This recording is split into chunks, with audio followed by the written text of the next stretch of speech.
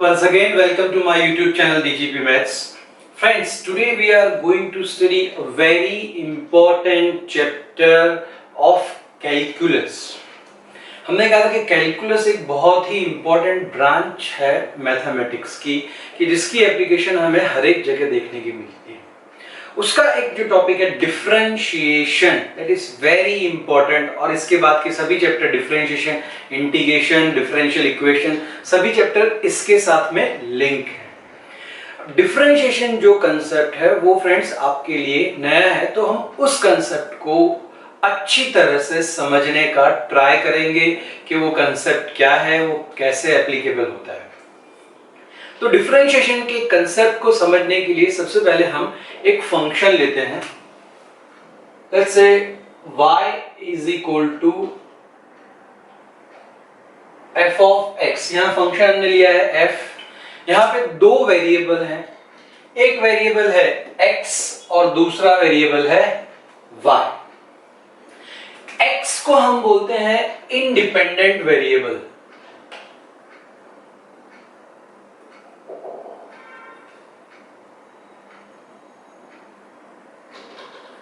और ये जो y है उसे हम बोलते हैं डिपेंडेंट।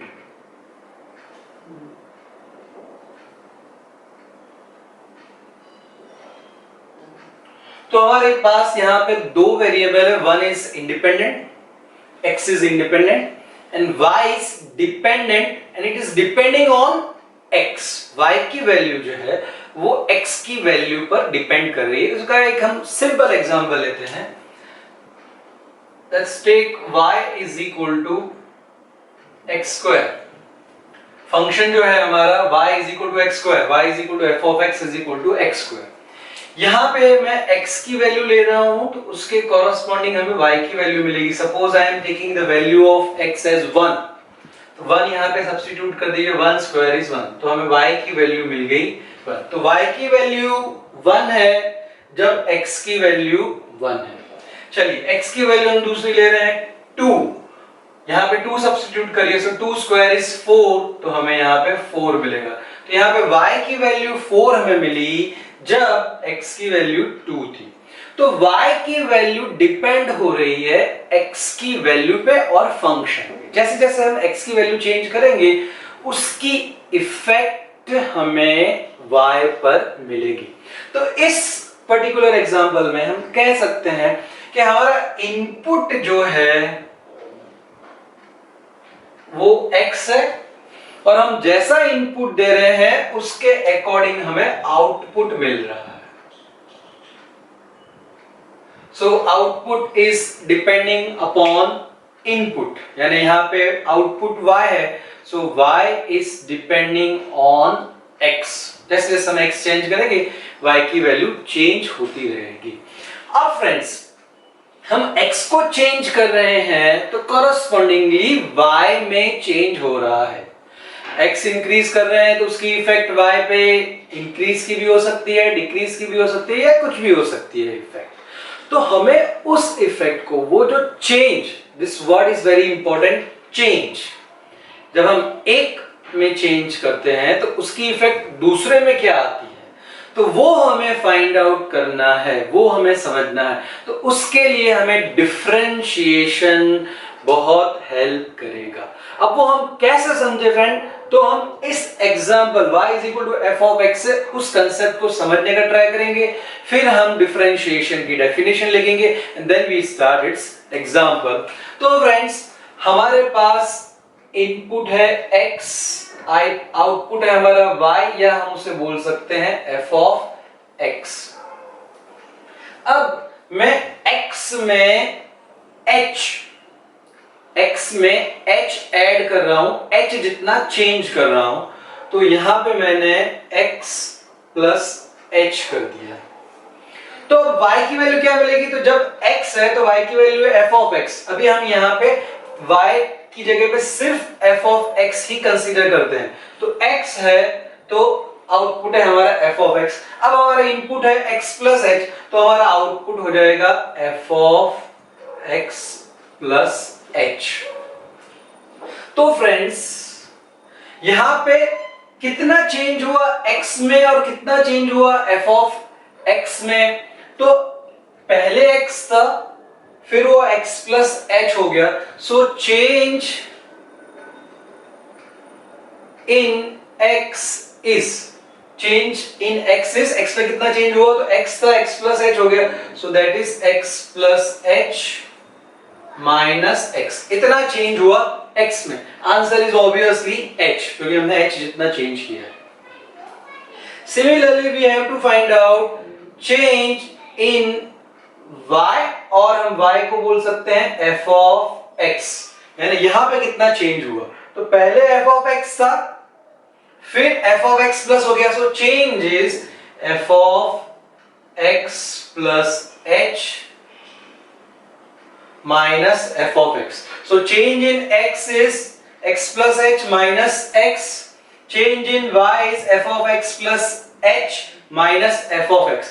अब इन दोनों का जो रेशियो है f of x plus h minus f of x upon, this is change in y, क्योंकि हमें y में चेंज फाइंड आउट करना है x के रिस्पेक्ट से, तो हमने उसे ऊपर रखा है, सो f of x plus h minus f of x upon this is equal to h, तो नीचे आ गया हमारा h।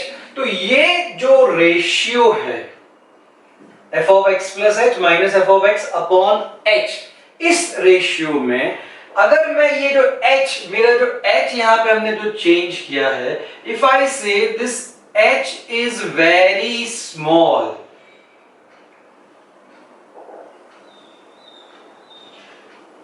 h is very small का मीनिंग है h tends to 0, exactly 0 नहीं है, but it is very near to 0, तो h is very small। तो यहां पे इस कंसेप्ट को अगर हमें लिखना है, तो हमने जो जस्ट चैप्टर पढ़ा इसके पहले लिमिट वाला, तो उसे हम लिख सकते हैं लिमिट h tends to 0। तो ये जो रेशियो है when limit is h is approaching to 0, तो इसे हम बोलते हैं differentiation of y with respect to x। We call this as differentiation of y with respect to x or derivative of y with respect to x, और इसे हम लिखते हैं f dash x। We write this as f dash x, या इसका एक दूसरा जो पॉपुलर नोटेशन है that is dy by dx, dy by dx। तो इसका मीनिंग फ्रेंड्स शब्दों में हम क्या कह सकते हैं? So this will give us what? Change in y में कितना चेंज हो रहा है, कब? जब हम x को चेंज कर रहे हैं, तो इसे हम कहेंगे this is nothing but the rate of change in y। This word is very important friend, rate of change। जब भी डिफरेंशिएशन की बात हो तो ये हमारे माइंड में आ जाना चाहिए, रेट ऑफ चेंज, किसी चीज की बदलने की दर। सो रेट ऑफ चेंज कहां पे? इस पर्टिकुलर एग्जांपल की बात करें तो इन y, तो यहां पे हमने लिखा चेंज इन y, किसके रिस्पेक्ट से, किसको बदलने से हमें चेंज y में फाइंड आउट करना है? तो उसे हम लिखेंगे in y with respect to x, with respect to x। So this is friends very important line. अगर हमें डिफरेंशिएशन के कंसेप्ट को समझना है तो ये लाइन बहुत ही क्लियर होनी चाहिए, the rate of change in y with respect to x। अगर आपको कोई पूछे what is dy by dx, तो हम बहुत इजीली कह सकते हैं the rate of change in y with respect to x, यानी हम x को बदलेंगे तो उसकी इफेक्ट y पे कितनी होगी वो हमें dy by dx देगा। तो फिर से फ्रेंड्स हमने क्या किया, x में हमने चेंज किया बहुत स्मॉल h, उसके कारण फंक्शन की वैल्यू में जो चेंज हुआ f of x plus h, इसका difference f of x plus h minus f of x, इसमें जो चेंज हुआ that is x plus h minus x, इसका आंसर है h। तो इन दोनों का जो रेशियो है उसमें हमने इस h को वेरी स्मॉल, तो मैथमेटिकल कंसेप्ट में हमने ले लिया limit h tends to 0, so this is nothing but derivative of function और derivative of y with respect to x, जिसे हम dy by dx भी कहते हैं। और हम इसे क्या कैसे याद रखेंगे, the rate of change. So rate of change word is very important, the rate of change in y with respect to x। तो आई होप फ्रेंड कि ये डिफरेंशिएशन जो है कंसेप्ट वो आपको क्लियर हो गया होगा। सपोज हम एक एग्जांपल लें, this is a circle, circle के इंपॉर्टेंट पैरामीटर में है रेडियस और इसका एरिया होता है पाई आर स्क्वायर, सर्कल का एरिया होता है पाई आर स्क्वायर। तो यहां पे एरिया डिपेंडेंट है, it is depending on radius of circle. तो अगर हम सर्कल की रेडियस बढ़ाएंगे या घटाएंगे तो उसकी इफेक्ट एरिया पर आएगी। तो यहां पे सपोज r की वैल्यू हम 1 ले लें, if I am taking radius as 1, तो हमें एरिया मिलेगा pi r square, so pi into 1 square, so area will be pi. If I take r is equal to 2 over here, then area will be pi into 2 square, that is 4 pi. Then area will be 4 pi. तो area, radius जब 1 थी तो area था पाई, radius जब 2 हो गई तो area हो गया 4 पाई। तो यहाँ पे रेडियस बढ़ाने से एरिया पर इफेक्ट हो रही है, तो वो इफेक्ट कितनी हो रही है वो फाइंड आउट करने के लिए ये डिफरेंशिएशन हमें हेल्प करेगा। तो friends, now we will learn the definition of differentiation, इसके notations and then how to find standard derivatives, that we will C.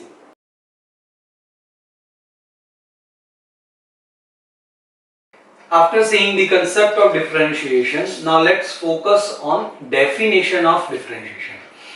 Let f be a real valued function, जो हमने लिया था y is equal to f of x, वहां पे f एक real valued function है on an open interval ab। तो इस इंटरवल पे वो a से लेके b तक, this is known as open interval, means इसमें a और b पॉइंट इंक्लूड नहीं है, between a and b। तो बिटवीन ए एंड बी ये जो f है सब जगह डिफाइन है। Let x belongs to A B, x यहाँ पे कोई भी वेरिएबल है जो a और b के बीच में कहीं पर भी हो सकता है। लेट h, जो हम इस h की बात कर रहे थे जो हमने चेंज लिया था x में, let h be sufficiently small so that x plus h belongs to A B, यानी x प्लस h का जो आंसर है वो भी ए बी में ही है। If this limit h tends to 0, f of x plus h minus h upon f of x, अगर ये लिमिट एग्जिस्ट है then it is called the derivative of f at x। तब हम इसे derivative of f at x बोलते हैं। This is called derivative of f at x and it is denoted by f dash x। तो friends, हमने जो concept लिया था x में जो चेंज हो रहा है दैट इज h, फंक्शन में जो चेंज हो रहा है that is f of x plus h minus f of x, दोनों का रेशियो, और उसमें h जो है वो sufficiently small that is h tends to 0। तो ये जो लिमिट है, अगर ये लिमिट एग्जिस्ट हो रही है तो इसे हम बोलते हैं derivative of f at x and it is denoted by f dash x। If y is equal to f of x, जो हमने फंक्शन लिया था, then following symbols are used to denote derivative of y with respect to x।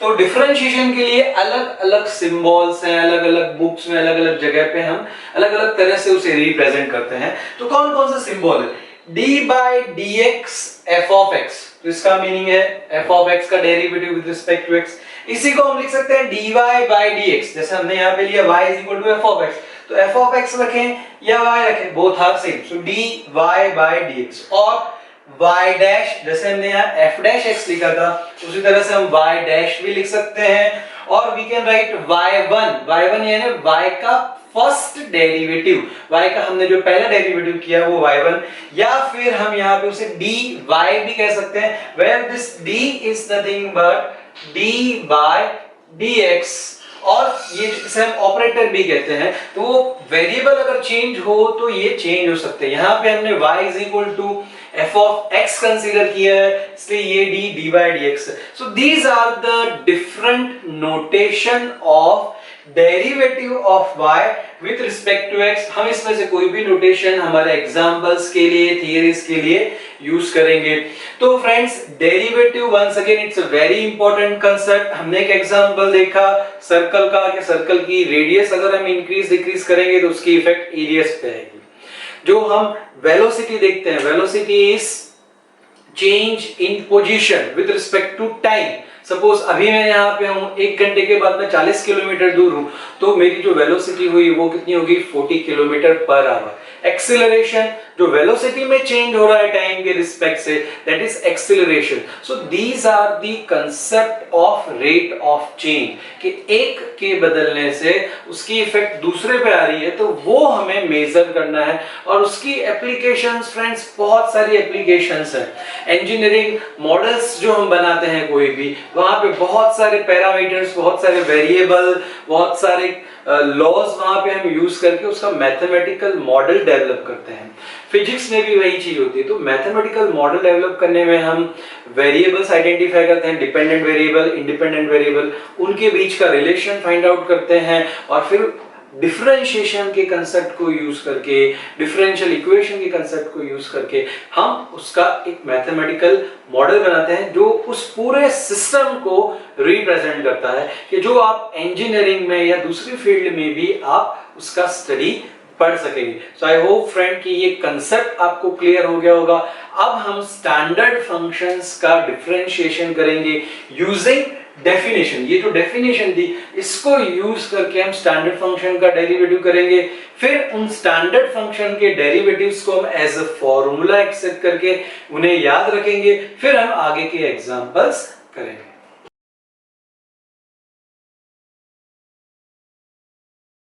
Now friends, for finding standard derivative we will use first principle or definition of derivative. तो एक हमारे पास ये form है, that f dash x is equal to limit h tends to 0 f of x plus h minus f of x upon h। और एक दूसरा form हम use करते हैं, तो उसे फाइंड आउट करने के लिए इसके अंदर let x plus h is equal to t। इस एग्जांपल में मैं x plus h is equal to t ले रहा हूं। अब यहाँ पे अगर ये h टेंडिंग टू 0 है, तो implies this t tends to x, यानी t और x सेम होंगे, तो h tends to 0 implies t tends to x।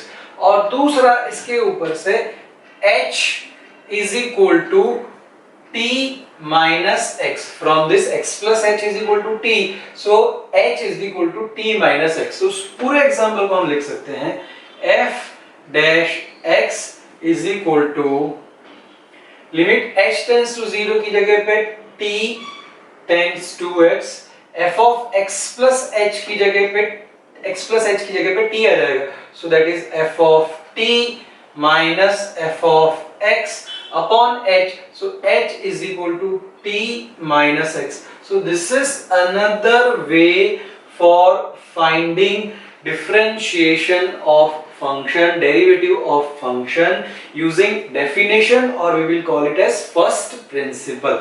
तो either this or this we will use for finding standard derivative।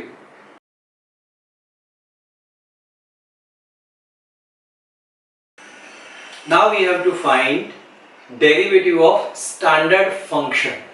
तो standard function का derivative find out करने के लिए हम फर्स्ट प्रिंसिपल या उसी को हम बोलते हैं definition.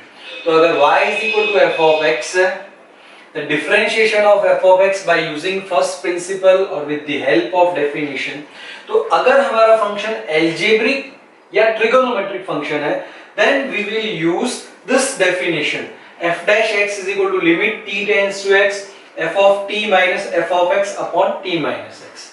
But if our function are logarithmic type or exponential type of function, then we will use f dash x is equal to limit h tends to 0 f of x plus h minus f of x upon h. ये कोई firm rule नहीं है friends, but अगर हम इन functions के लिए ये definition use करें तो एग्जाम्पल हम थोड़ा सा इजीली सॉल्व कर सकते हैं, और लॉगरिथमिक और एक्सपोनेंशियल फंक्शन के लिए अगर हम ये डेफिनेशन यूज करें तो हम उसे इजीली फाइंड आउट कर सकते हैं। तो हम लॉगरिथमिक और एक्सपोनेंशियल फंक्शन के लिए ये यूज करेंगे, एल्जेब्रिक और ट्रिगोनोमेट्रिक फंक्शन के लिए हम ये यूज करेंगे।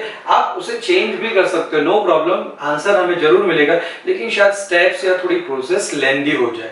सो now we are going to find derivative of some standard function with the help of first principle और हेल्प ऑफ डेफिनेशन। ये दो फॉर्मूला यूज करके हम फाइंड आउट करेंगे।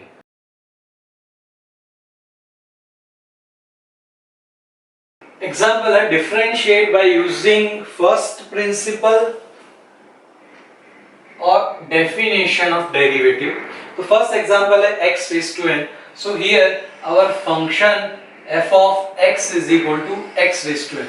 अब हमने डेफिनेशन दो तरह से देखी थी, एक एल्जेब्रिक फंक्शन के लिए हमको ये x raised to n algebraic function है, तो एल्जेब्रिक एक्सप्रेशंस के लिए हम t वाली जो डेफिनेशन थी वो यूज करेंगे। तो f dash x is equal to limit t tends to x f of t minus f of x upon t minus x। तो ये हो गया हमारा फर्स्ट प्रिंसिपल और डेफिनेशन। तो यहाँ हमें f of x दिया हुआ है, f of x is x raised to n। So from this f of t, f of x is x raised to n, so f of t will be equal to t raised to n। ये value हम replace कर देते हैं यहाँ पे। So limit t tends to x, f of t is t raised to n minus f of x is x raised to n upon t minus x। तो अब friend ये एग्जांपल जो है वो लिमिट का एग्जांपल हुआ। हमने limit के काफी सारे एग्जांपल सॉल्व किए, अलग अलग टाइप के, टाइप 1, 2 से लेके टाइप 9 तक, और मिक्स टाइप के एग्जांपल। तो उसी को यूज करके, उसी कंसेप्ट को यूज करके हमें ये लिमिट इवेल्युएट करनी है। तो इसे कैसे इवेल्युएट करें फ्रेंड? तो हमने लिमिट में एक फॉर्मूला देखी थी, limit x tends to a x raised to n minus a raised to n upon x minus a। इसका आंसर था n, ये पावर आगे a की power n minus 1। So we are going to take help of this formula of limit। तो यहाँ पे x की जगह पे हो गया t और x जो है उसकी जगह पे है a। तो इसके साथ में कंपेयर करें, so t raised to n x raised to n की जगह पे a raised to n, तो इसका जो आंसर है n a raised to n minus 1। तो हमारे केस में इस फॉर्मूला के साथ में कंपेयर करें तो x की जगह पे t है और a की जगह पे x है, तो इसका जो आंसर आ जाएगा वो हो जाएगा n a raised to n minus 1। So n power तो सेम ही है, यहाँ पे भी n है, यहाँ पे भी n है, तो n then a। so what is a in our case? it is x raised to n minus 1। तो ये हमें f dash x मिला for x raised to n। so f of x is equal to x raised to n, उसके लिए हमें f dash x मिला n x raised to n minus 1। अब यहाँ पे x raised to n की जगह पे फ्रेंड्स कुछ भी हो सकता है, सपोज x raised to 3, तो same process t raised to 3 minus x raised to 3 upon t minus x। फिर से कंपेयर करेंगे तो यहाँ आंसर मिलेगा हमें 3x raised to 3 minus 1 that is 2, so 3x square। Suppose यहाँ पे रूट x है, रूट x है मींस x की पावर 1/2, तो यहाँ पे हो जाएगा root t minus root x, t minus x, तो रूट t मींस हम लिख सकते हैं t की power 1/2, root x means x की पावर 1/2, तो n की वैल्यू 1/2 होगी, तो इसका आंसर हमें मिलेगा 1/2 x raised to 1/2 minus 1 means 1/2 x raised to minus 1/2। so in this way x की अगर कोई भी पावर है तो हम इसकी हेल्प से बहुत ही इजीली उसका डेरिवेटिव फर्स्ट प्रिंसिपल या डेफिनेशन की हेल्प से फाइंड आउट कर सकते हैं। और ये हमारा स्टैंडर्ड फंक्शन भी है कि x रेज टू n का डेरिवेटिव तो पावर आगे पावर एक कम, तो x रेज टू n का derivative n x raise to n minus 1। आगे हम स्टैंडर्ड फॉर्मूला का एक लिस्ट भी लिखने वाले हैं, उसके अंदर हमें ये फॉर्मूला देखने को मिलेगी कि x रेज टू n का डेरिवेटिव है n x raise to n minus 1।